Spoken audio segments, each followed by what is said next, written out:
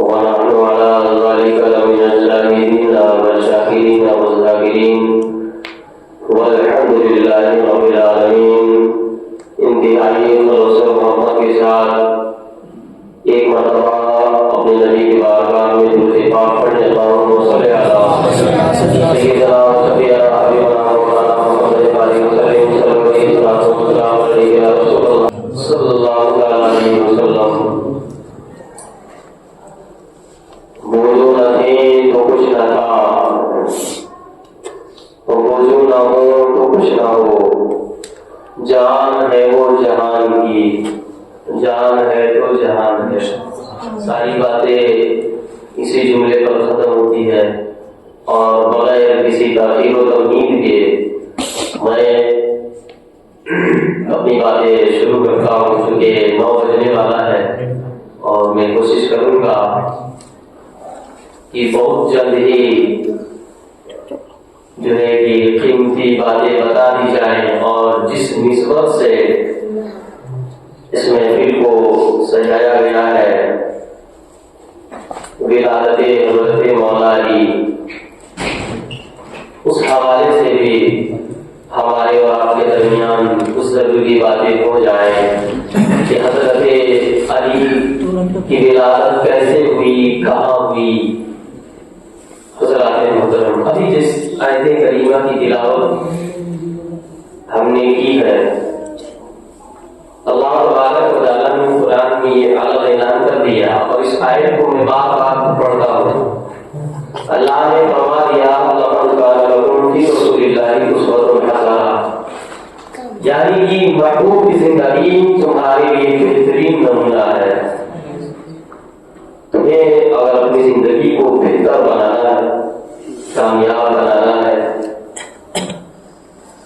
دنیا کے لیے نہیں، دنیا اور آخرت دونوں کے لیے ہے نا. کچھ لوگ صرف دنیاوی کامیابی کو پا کر کے وہ سمجھتے ہیں کہ میری زندگی سفل رہی، لیکن حضرات محترم کامیاب انسان وہی ہے جس کا ایمان اس کے پاس محفوظ ہے. میں بڑی تیزی کے ساتھ بات کرنے لگا ہوں اور حضرت علی کی وراثت کیسے ہوئی، کہاں ہوئی. تو حضرات محترم سب سے پہلے آپ جان لیں کہ حضرت علی کن کے بیٹے ہیں. حضرت علی کن کے بیٹے ہیں؟ حضرت ابو طالب کے بیٹے ہیں. اور جب میرے نبی کی عمر شریف آپ نے سنا ہوگا، میں نے بھی بتایا ہے کئی مرتبہ کہ جب میرے نبی ابھی ماں کی شکم میں ہی تھے تو ان کے والد کا سایہ اللہ نے آپ کے سر سے ہٹا لیا اور پھر 6 سال کی ظاہری زندگی میں اللہ نے آپ کی ماں کا بھی سایہ آپ کے سر سے لے لیا. اور پھر آپ کی پرورش آپ کے دادا حضرت عبد المطلب نے کی. لیکن جب حضرت عبد المطلب کے جانے کا وقت ہو گیا، یعنی کہ جب جانے کا وقت ہوا تو حضرت عبد المطلب نے اپنے لوگوں کو بلایا. میرے نبی کو حضرت عبد المطلب کے پوتا تھے، اپنے لوگوں کو بلایا، یعنی کہ میرے نبی کے چاچا لوگوں کو بلایا اور پھوپھیوں کو بھی بلایا. بلانے کے بعد حضرت عبد المطلب نے کہا کہ دیکھو میرے جانے کا وقت ہو چکا ہے، اب محمد کی پرورش کون کرے گا. دیکھیں کس کے بارے میں بات ہو رہی ہے کہ جس کے نقش قدم پر چل کر کے دنیا والوں نے جو ہے کہ اپنی زندگی کو کامیاب بنا لیا ہے اور جس کے صدقے میں اللہ نے ساری کائنات کو بنایا ہے. ابھی آپ نے حضرت سے سنا بھی ان کو ان کی پرورش کے لیے باتیں ہو رہی ہے. تو حضرت عبد المطلب نے اتنا کہا تو ابو لہب نے بھی کہا کہ محمد کی پرورش میں کروں گا. اور بھی ان کے جتنے چاچا لوگ تھے سب نے کہا کہ محمد کی پرورش میں کروں گا. لیکن حضرت ابو طالب نے، چونکہ آپ تھوڑے سے مالی حالات بھی آپ کا درست نہیں تھا، تو حضرت عبد المطلب نے پوچھا ابو طالب تمہاری کیا رائے ہے؟ تو حضرت ابو طالب نے بھی کہا کہ محمد کی پرورش میں کروں گا۔ سب نے اپنی اپنی رائے رکھی، تو آپ حیران تھے کہ آخر محمد کی پرورش کون کرے گا؟ سب تو یہ کہہ رہے ہیں کہ میں پرورش کروں گا، میں کروں گا، لیکن آخر کس کے ہاتھ میں محمد کا ہاتھ دوں؟ تو حضرت محترم حضرت عبد المطلب نے خود میرے نبی کے حوالے اس فیصلے کو چھوڑ دیا۔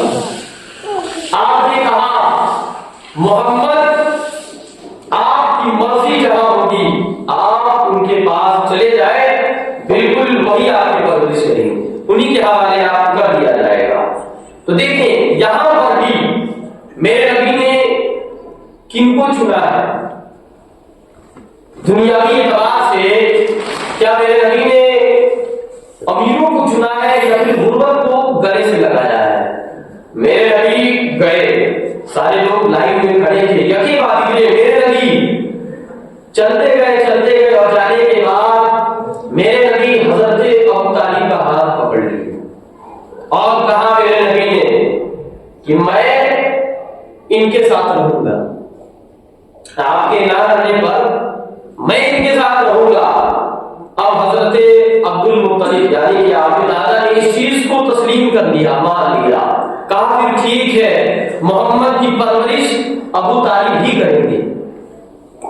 یہ باتیں طے ہو گئی اور جب آپ کا وصال ہو گیا تو حضرت ابو طالب جو آپ کے چچا تھے تو یہ پرورش آپ کی کرنی شروع کر دی، لیکن میرے نبی نے فرمایا میرے والد کے جانے کے بعد اگر والد کی طرح کسی نے مجھ سے پیار کیا تو میرے چچا ہے، ابو طالب کی ذات ہے، اور میری ماں کے جانے کے بعد اگر کسی نے مجھ سے پیار کیا ماں کے جیسا وہ میری چچی ہے۔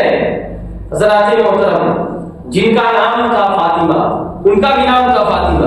اب جو ابو طالب کے گھر میرے نبی گئے تو یہاں سے غور سے ملاحظہ فرمائیے گا، غربت تھی، تنگی تھی، غریبی تھی، لیکن میرے نبی نے غریبی کو سینے سے لگایا، گلے لگایا اور میرے نبی چلے گئے۔ اب جانے کے بعد آپ لوگوں کو پتا ہے ہمارا یہ اصول ہے کہ جب ہمارے یہاں کوئی مہمان آئے تو بھلے ہی ہم لوگ اچھا کھانا نہ کھائیں لیکن اس مہمان کے لیے ہم اچھا کھانا کا انتظام کرتے ہیں تاکہ وہ مہمان ہمارے گھر سے خوش ہو کر جائے، ناراض نہ ہو۔ اور وہ تو پھر نبیوں کے سردار ہیں، وہ تو معلوم تھا انہیں کہ ان کی پرورش کیسے کرنی ہے، ان کی مہمان نوازی کیسے کرنی ہے۔ میرے نبی کا فرمان آپ سنیے، جیسے ہی میرے نبی حضرت ابو طالب کے یہاں گئے، اب جانے کے بعد جب بھی میرے نبی کہیں سے حضرت ابو طالب کے گھر آتے تھے اس وقت حضرت مولا علی جن کی ولادت کے موقع پر ہم لوگوں نے اس محفل کو سجایا ہے، حضرت مولا علی اپنی ماں کی شکم میں تھے۔ حضرت مولا علی میرے نبی کی چاچا کے لڑکے ہیں، چچی کے جب شکم میں تھے اس وقت میرے نبی ایک اچانک ایک وقت میں میرے نبی جب گھر میں آئے تو آپ کی چچی جو ہے ٹوٹ کر کے کھڑی ہو جاتی، بیٹھی ہوئی تھی، میرے نبی کی تعظیم میں کھڑی ہو جاتی ہے۔ میرے نبی نے پوچھا چچی جان میں آپ کو ماں مانتا ہوں، میں آپ کو ماں مانتا ہوں، اور آپ جب میں گھر کے اندر آتا ہوں میری تعظیم میں آپ کھڑی کیوں ہو جاتی ہے؟ آپ کا مقام میری نظر میں اس سے زیادہ ہے، چونکہ میں آپ کو ماں سمجھ کر کے پیار کرتا ہوں، ماں مانتا ہوں، تو میں جب گھر کے اندر آؤں تو آپ کھڑا نہ ہوا کیجیے۔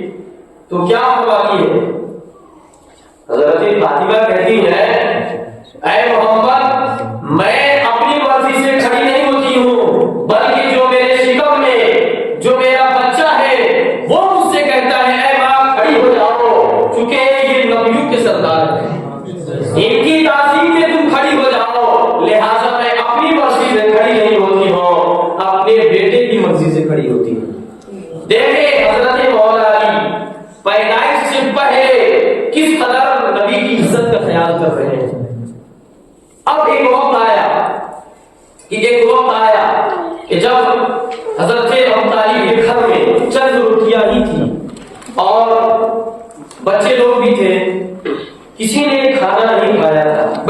کے ساتھ میں بیان کرنے لگا ہوں، تفصیل سے بات کی ہوگی تو پھر لمبی ہو جائے گی، لیکن میں اس موضوع کا خیال رکھتے ہوئے مختصر میں ہی اپنی گفتگو کرنا چاہوں گا۔ جب حضرت ابو طالب کے گھر چند روٹیاں تھی اور کسی نے کھانا نہیں کھایا تھا، نبی کے آنے کا وقت ہو گیا۔ غور سے سنیے گا، نبی کے آنے کا وقت ہو گیا۔ کس طریقے سے برکت ہوتی ہے کھانے میں، گھر میں، رزق میں، ملاحظہ کیجیے گا۔ نبی کے آنے کا وقت ہو گیا، گھر میں چند روٹیاں ہی ہیں، بچوں نے بھی کھانا نہیں کھایا ہے اور نہ ہی ابو طالب نے کھانا کھایا ہے اور نہ ہی آپ کی زوجہ نے کھانا کھایا ہے، کسی نے نہیں کھایا ہے، چند روٹیاں ہی ہیں، لیکن ان روٹیوں کو بچا کر کے رکھا گیا ہے کہ محمد آئیں گے تو ان کا پیٹ بھر جائے گا۔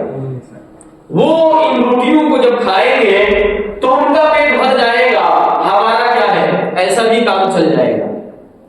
ان کی یہ سوچ تھی، لیکن جب میرے نبی گھر کے اندر تشریف لائے اور دسترخوان لگایا گیا، میرے نبی کے آگے روٹیاں رکھی گئی، جب روٹیاں رکھی گئی تو رکھنے کے بعد میرے نبی دسترخوان پر بیٹھے اور وہیں پر حضرت جو ہے کہ آپ کے چچا جان موجود تھے ابو طالب، اور آپ کی شریک حیات بھی موجود تھی۔ میرے نبی نے نظر اٹھائی تو آپ کے چچا حضرت ابو طالب نے اپنا سر جھکا دیا، پھر نظر اٹھائی تو آپ کی چچی جان نے بھی اپنا سر جھکا دیا اور بچوں کو اپنے پیچھے کھڑا کر لیا تاکہ محمد ہم سے نہ کہہ دیں کہ آئے آپ بھی کھانے میں شریک ہو جائے، اگر ہم لوگ بھی کھانے بیٹھ جائیں گے تو پھر محمد کا پیٹ نہیں بھرے گا۔ کس قدر خیال کیا جا رہا ہے، ملاحظہ کیجیے گا۔ اس سوچ کے ساتھ لوگوں نے اپنی گردن جھکا دی کہ اگر محمد ہم سے کہہ دے کہ آئے آپ لوگ بھی کھانے میں بیٹھ جائے تو اگر ہم لوگ بھی کھانا شروع کر دیں تو محمد کا پیٹ نہیں بھرے گا۔ لیکن حضرات محترم فرمان جائے اس بات پر، اس نبی پر، کہ میرے نبی نے دل کا حال بھی پڑھ لیا اور میرے نبی نے کہا چچا جان آپ بھی بیٹھ جائے کھانے کے لیے، چچی جان آپ بھی بیٹھ جائے کھانے کے لیے۔ میرے نبی نے اتنا کہا اور کیا ضرورت تھی کہ آپ لوگ میرے نبی کے جملے کو جو ہے درکنار کر دے، ان کی بات کو نہ مانے۔ چچا جان اور چچی جان بھی اور ان بچوں کو ساتھ لے کر کے کھانے میں بیٹھ جاتے ہیں۔ کھانے میں بیٹھنے کے بعد وہ لوگ حیران رہ گئے، اللہ اکبر، جیسے ہی ان لوگوں نے کھانا شروع کیا اور کھاتے رہے، سارے لوگ کھا کر کے جو ہے کہ وہ لوگ بھر پیٹ ہو گئے، یعنی کہ سارے لوگوں کا پیٹ بھر گیا۔ اور جب وہ لوگ اٹھ گئے، میرے نبی جب کھانے سے اٹھے، حضرت ابو طالب کہتے ہیں کہ جب میں نے روٹیوں کو گننا شروع کر دیا، جب میں نے روٹیوں کو گنا ہے، اللہ اکبر، میں تو حیران رہ گیا کہ کھانے سے پہلے جتنی روٹیاں ہمارے دسترخوان پر موجود تھی، کھانے کے بعد بھی اتنی روٹیاں ہمارے دسترخوان پر موجود تھی۔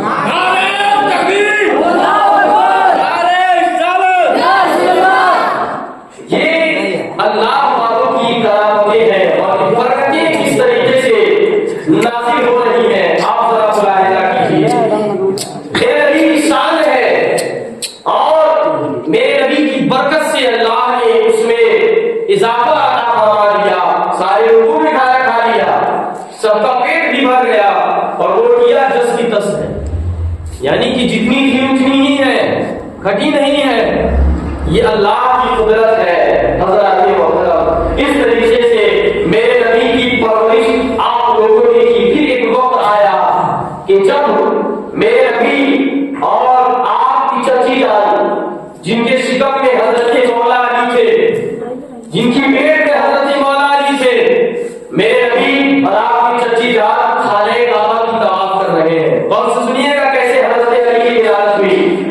خانہ کعبہ کے آپ طواف کر رہے ہیں، طواف کرتے کرتے اچانک جو ہے کہ آپ کی چچی جان رک جاتی ہے، میرے نبی نے پیچھے ہوا اور مڑنے کے بعد آپ نے اپنی چچی جان کے چہرے پر جب نگاہ ڈالی تو آپ نے دیکھا کہ ان کے چہرے کا رنگ اترا ہوا تھا، ان کے چہرے کا رنگ اترا ہوا تھا۔ دیکھنے سے یہ معلوم ہو رہا تھا کسی پریشانی میں ہے۔ میرے نبی نے پوچھا چچی جان آخری معاملہ کیا ہے؟ آپ پر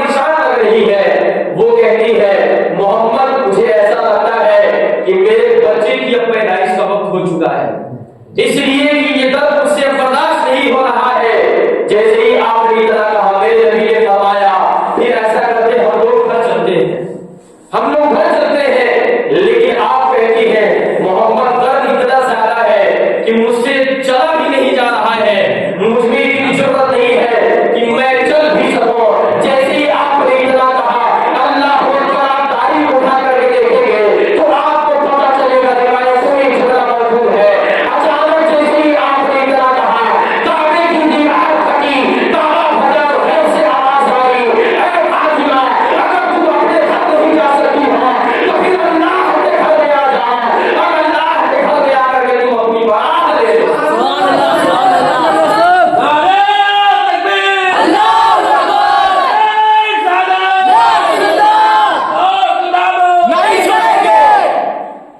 سبحان اللہ۔ خانے کعبہ سے یہ آواز آئی، اے فاطمہ اگر تم اپنے گھر نہیں جا سکتی ہو تو پھر تم اللہ کے گھر میں آ جاؤ۔ اور خانے کعبہ کی دیوار پھٹی، آپ اس تاریخ کو اٹھا کر کے دیکھیں تو آپ کو پتا چلے گا ایک وقت تھا کہ جب بیت المقدس میں آپ نے تاریخ سنی ہوگی حضرت عیسیٰ علیہ السلام کی۔ حضرت عیسیٰ علیہ السلام کیسے پیدا ہوئے؟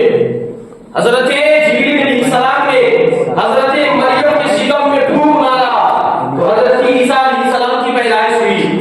آج جب دنیا میری کرسمس مناتی ہے 25 دسمبر کو، یہ لوگ کیوں مناتے ہیں؟ وہ یہ سمجھتے ہیں معاذ اللہ کہ اللہ نے حضرت عیسیٰ علیہ السلام کو جنا ہے، اللہ نے پیدا کیا ہے، اللہ اکبر۔ لیکن اللہ نے حضرت عیسیٰ علیہ السلام کو نہیں جنا، وہ تو ہر چیز سے پاک ہے، وہ بغیر ماں باپ کے ہے، وہ ہر چیز سے پاک ہے، جس کو جان سے پاک ہے۔ حضرات محترم، حضرت عیسیٰ علیہ السلام کی پیدائش کیسے ہوئی؟ حضرت اللہ نے حضرت جبریل علیہ السلام کو حکم دیا، جبریل نے حضرت مریم کے شکم میں پھونک ماری اور حضرت عیسیٰ علیہ السلام کی پیدائش کا جب وقت ہوا تو اس وقت حضرت مریم بیت المقدس میں موجود تھی۔ بیت المقدس کسے کہا جاتا ہے؟ مسجد اقصیٰ کو۔ مسجد اقصیٰ میں آپ اس وقت موجود تھی، لیکن جیسے ہی پیدائش کا وقت ہوا نا حضرت عیسیٰ علیہ السلام کا، اللہ کا یہ پیغام آیا، اے مریم بیت المقدس سے باہر نکل جاؤ، بیت المقدس سے باہر نکل جاؤ۔ اب یہ کوئی یہ نہ سمجھے کہ وہ نبی تھے جن کی پیدائش کے وقت، چونکہ بیت المقدس بھی مسجد ہے اور خانہ کعبہ بھی مسجد ہے، اب یہ کوئی یہ نہ سمجھے کہ حضرت عیسیٰ علیہ السلام جو اللہ کے نبی ہیں ان کی پیدائش کے وقت جب ان کی ماں بیت المقدس میں موجود تھی، مسجد میں موجود تھی، تو ان کو یہ کیوں حکم ہوا کہ آپ مسجد سے باہر نکل آئے؟ لیکن جب حضرت علی کی ولادت کا وقت آیا تو ان کو کیوں حکم ہوا کہ آپ مسجد کے اندر چلے آئے؟ تو حضرات محترم، بات صرف اتنی سی تھی کہ وہ اللہ کے نبی ہیں، لیکن یہ اللہ کے نبی کے محبوب ہیں۔ یہ جو حضرت علی ہے یہ نبی کے یار ہیں۔ حضرات محترم، جب حضرت علی کی ولادت ہو گئی، چند کچھ باتیں اور ملاحظہ کر لیجیے، قیمتی باتیں ہیں اور قیمتی لوگوں کی بھی سماعت ہے، غور سے سنیے گا۔ جب حضرت علی کی ولادت ہو گئی، آپ کی پیدائش کہاں ہوئی؟ خانہ کعبہ کے اندر۔ غور سے سنیے گا، حضرت علی کی ولادت کہاں ہوئی؟ خانہ کعبہ کے اندر ہوئی۔ آج دنیا لاکھوں روپے خرچ کر کے خانہ کعبہ کی زیارت کے لیے، طواف کے لیے پہنچتی ہے، لیکن یہ یقین نہیں ہے، کوئی گارنٹی نہیں ہے کہ ہمارا جانا، ہمارا طواف کرنا اللہ کے یہاں قابل قبول ہے یا نہیں، ہے کہ نہیں؟ کوئی گارنٹی نہیں ہے حضرات محترم۔ لیکن حضرت علی کی پیدائش بھی خانہ کعبہ میں ہوئی، اور پیدائش کے بعد 3 دن کے بعد جب میرے نبی حضرت علی کے گھر گئے تو جانے کے بعد آپ نے علی کی ماں سے کہا، اے چچی جان، لائے اپنے لفتے جگر کو میری گود میں دے، اپنے لفتے جگر کو، اپنے لاڈلے کو میری گود میں دیا جائے۔ اب جیسے ہی حضرت علی کی ماں نے میرے نبی کی گود میں اپنے لفتے جگر کو دیا، رونے لگی۔ جب رونے لگی میرے نبی حیران ہوئے اور کہنے لگے، نہیں ہے, آپ کے یہاں تو بیٹے کی پیدائش ہوئی ہے. جب بیٹے کی پیدائش ہوتی ہے تو ایک بیٹا اپنے لیے بھی کماتا ہے, اپنے گھر والوں کے لیے کماتا ہے, لیکن جب کسی کی یہاں بیٹی پیدا ہوتی ہے نا تو اللہ تبارک و تعالیٰ اس کی یہاں بیٹی اس لیے دیتا ہے تاکہ اس کے باپ کو یہ پتا چلے کہ اللہ تبارک و تعالیٰ ہم سے خوش ہوا ہے. یاد رکھیے گا کہ جس کو اللہ تبارک و تعالیٰ خوش کرنا چاہتا ہے اسے بیٹا دیتا ہے, جس سے اللہ تعالیٰ خود خوش ہو جاتا ہے اسے بیٹی دیتا ہے. یہ حقیقت ہے. اب جیسے ہی میرے نبی نے کہا کہ آپ وہ نہیں ہے, آپ کے یہاں جو بیٹے کی پیدائش ہوئی ہے, تو حضرت علی کی ماں نے کیا کہا کہ اے محمد میں اس خیال سے نہیں رو رہی ہوں. تو پھر میرے نبی نے پوچھا کس خیال سے رو رہی ہے؟ تو حضرت علی کی ماں نے کہا محمد آج میرے بیٹے کی ولادت کا 3 دن ہو گیا لیکن آج تک میرے بچے نے اپنی آنکھ نہیں کھولی.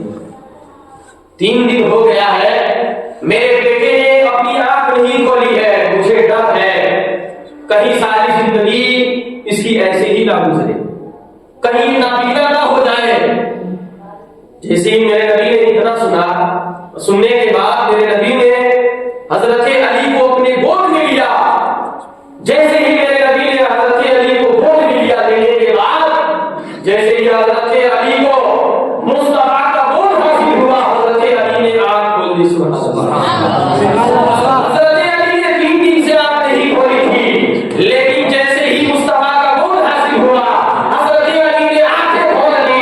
حضرت علی نے دنیا والے کو بتا دیا, اے دنیا والوں سے علی وہ ہے جس نے کعبے میں پیدا ہونے کے باوجود بھی کعبے کو نہ دیکھا, بلکہ حضرت علی نے کعبے کو دیکھا تب اس نے اپنی آنکھ کو کھولا ہے.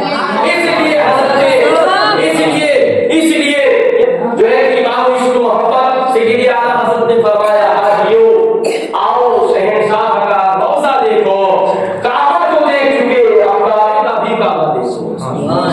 حضرت علی نے کیا کہا, حضرت علی نے کیا کہا, میں نے خانہ کعبہ میں میری پیدائش ہوئی لیکن اس کے باوجود بھی میں نے آنکھ کھول کر کے خانہ کعبہ کو نہ دیکھا. میں نے اس وقت آنکھ کھولی جب میں نے کعبے کو دیکھا, کعبے کو دیکھا تو میں نے آنکھ کھولی. حضرات محترم, اسی لیے حضرت علی کو شیر خدا کہا جاتا ہے. اور میرے نبی فرماتے ہیں اگر میں علم کا شہر ہوں تو علی اس کا دروازہ ہے, علی اس کا دروازہ ہے. اگر اس تک کوئی آنا چاہتا ہے تو پھر اسے علی سے ملنا ہوگا, اسے علی سے ملنا ہوگا. حضرات محترم, ایک مرتبہ حضرت جبریل علیہ السلام جو تمام فرشتوں کے سردار ہیں وہ انسانی شکل میں حضرت علی کے سامنے آئے, اور آنے کے بعد سن لیجیے گا غور سے, آج لوگوں کو علی کی تاریخ کا معلوم نہیں ہے, امام حسن اور حسین کی تاریخ کا معلوم نہیں ہے, تاریخ کربلا نہیں معلوم ہے, لیکن جیسے ہی محرم کا چاند اگر نظر آ جائے تو پھر لے ڈالا دے ڈالا اور ماتم ہی مناتے ہیں, طرح طرح کی فرمانیں شروع کر دیتے ہیں. لیکن اگر حضرت والا کسی کو پکڑ کر کے پوچھ دیا جائے علی کون ہے, کن کے لڑکے ہیں, علی کے بیٹے کتنے ہیں, امام حسن کون ہے, حسین کون ہے, ان کے باپ کا نام کیا ہے, ان کی ماں کا نام کیا ہے, صرف 2-4 بات ہی پوچھ لی جائے تو اسے پتا نہیں ہے. یہ ہمارے لیے بڑی افسوس کی بات ہے. ہم جس کا نام لے رہے ہیں, جس سے وفا کا دعویٰ کر رہے ہیں, تو پھر ہمیں اس کے بارے میں اچھے طریقے سے معلومات ہونی چاہیے, پختہ ثبوت ہونا چاہیے. حضرت علی کے سامنے حضرت جبریل علیہ السلام انسانی شکل میں آئے, اور آنے کے بعد انہوں نے پوچھا اے علی آپ بتائیے, ہم نے سنا ہے کہ آپ نبی علم کے شہر ہیں اور آپ اس کے دروازے ہیں, تو آپ ذرا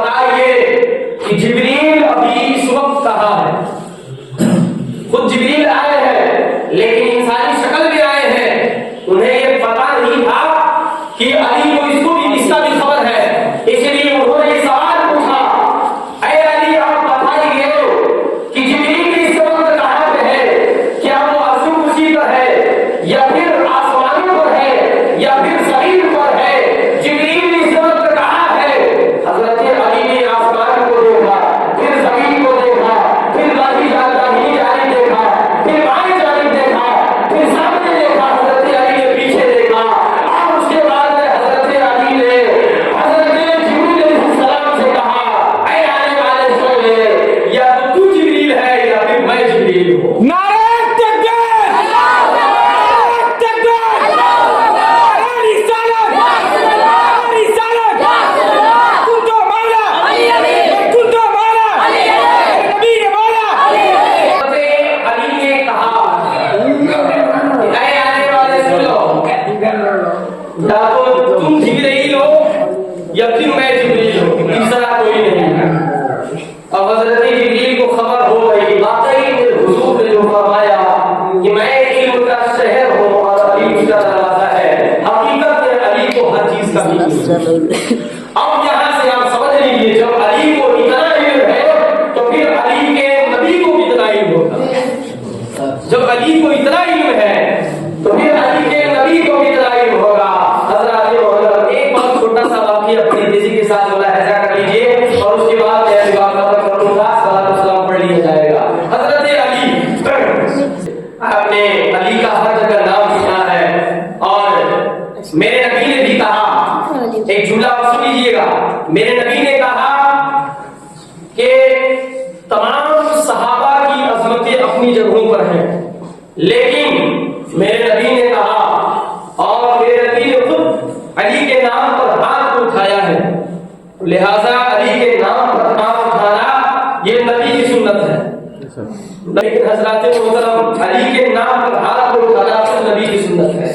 मेरे नबी ने फरमाया, लेकिन तमाम सहाबा की अजमतें आप पढ़ते जाए तो क्या मिलेगा कि कोई 4 में है तो 5 में नहीं, कोई 5 में है तो 10 में नहीं, कोई 10 में है तो 12 में नहीं, कोई 12 में है तो 313 में नहीं, कोई 313 में है तो 32 ज़बान में नहीं, कोई 32 ज़बान में है तो मिसाक़े मदीना में नहीं, कोई मिसाक़े मदीना में है तो मदीने खुद में नहीं। लेकिन जब एक अली के साथ को उठाया हो तो क्या देखना हो, 4 खुलफ़ाए राशिदीन में अली, 5 पंजतन में अली, 10 अशरे व मशरा में अली, 12 इमाम में अली, 313 सहाबे बदर में अली, 32 ज़बान में अली, मिसाक़े मदीना में अली, मदीने खुद में अली, जबे बरूद में अली, आखिर में मुस्तफा व रसूल में भी अली। तमाम तरीन किसी ने कहा कि महराब में अली है तो मिंबर है अली, काबा गवाह हो से पैगंबर में है अली।